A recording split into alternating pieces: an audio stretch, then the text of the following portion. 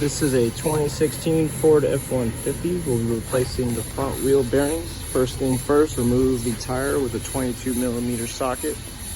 Then you will remove the brake calipers with a 21mm socket here and here. And then we'll go from there. Once you remove the brake caliper bracket, you will remove the rotor. All you have to do is just kind of wiggle it out, or using a 2x4 and a hammer, just hit it from the back. It should come right out. Once you've removed the rotor, you will have to remove this sensor here. It's held in place with the T30. I've already loosened it up, so I'm just gonna pull this out and just kind of work this wire around it and pull it straight out. Once you've removed this sensor, make sure there's no wear and tear on it, or else you'll have to replace it. Once you remove that, we will remove the center cap here with the flathead and possibly a hammer. And then from there, we'll move forward. So with a little force, I was able to get behind that cap. Now I have this flat here. We're just gonna kind of twist it around, try to get it out a little bit. There we go. We will use a 15mm socket to remove that there.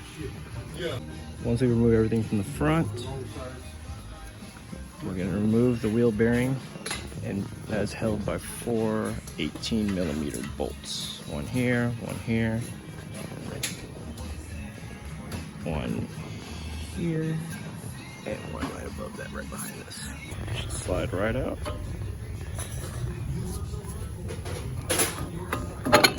There you go. One in. Just double check to make sure that the axle moves when you rotate. In this case, it does. And this one came with the new sensor already installed, so we're just going to take the old one, trace it all the way back to inside the hood, and just replace that. And we're going to bolt the 4 bolts in the back first, and then come back to the front. Once you've secured the 4 bolts in the back, you will tighten this down and torque it down to 30 foot-pounds. Go ahead and trace the old sensor all the way back. This is an 8mm, and just trace it all the way back to the top. Then put your rotor back on and the bracket for the brake caliper. Once you've placed the caliper back on with the bracket and trace this to the top, I'll show you in the video where they're located, where it connects. Place this cap back in place and put the tire back on, you're done. Show where the sensors plug into. One of them is on the left side right there. This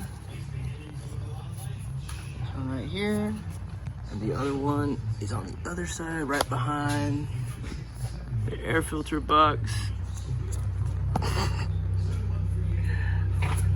Right there.